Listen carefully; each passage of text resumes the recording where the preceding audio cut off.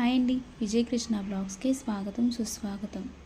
ఈ సేమియా కేసర్ని నేను గణేశుడికి ప్రసాదంగా పంపించానండి. ఈ వీడియో పోస్ట్ చేయడానికి కొంచెం లేట్ అయింది. ఫస్ట్ కడాయిని తీసుకుని 2 గ్లాసుల సేమియాని వేసి బాగా దోరగా వేయించేసుకున్నాను. 2 గ్లాసుల సేమియాకి 4 గ్లాసులు వాటర్ వేసి సేమియాని బాగా ఉడికించేసుకున్నాను.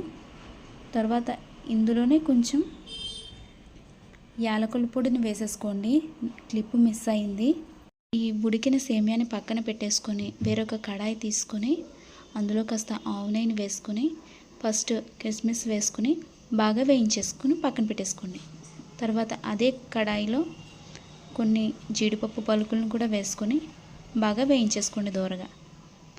అవి కూడా వేగిపోయాక తీసి పక్కన పెట్టేసుకోండి. తర్వాత ఆవు నెయ్యి ఉంది కదా, అది ఉడికిన సేమియాలో వేసేసుకున్నాను. అదే కడాయిలో ఒక చిన్న టీ గ్లాస్ అంత షుగర్ని వేసుకుని బాగా క్యారమలైజ్ చేసేసుకోండి. ఈ క్యారమలైజ్ చేసుకున్న దాంట్లో ఒక చిన్న స్పూను నిమ్మరసాన్ని వేసుకుని బాగా కలిపేసుకోండి. ఈ ఉడికిన సేమియా ఉంది కదా, అందులో కంప్లీట్గా ఒక 1/2 కేజీ బెల్లాన్ని వేసుకుని బాగా కలిపేసుకోండి.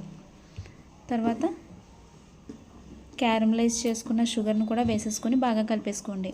వేయించిన డ్రై ఫ్రూట్స్ని కూడా యాడ్ చేసేసుకోండి. అంతే, సేమియా కేసర్ రెడీ.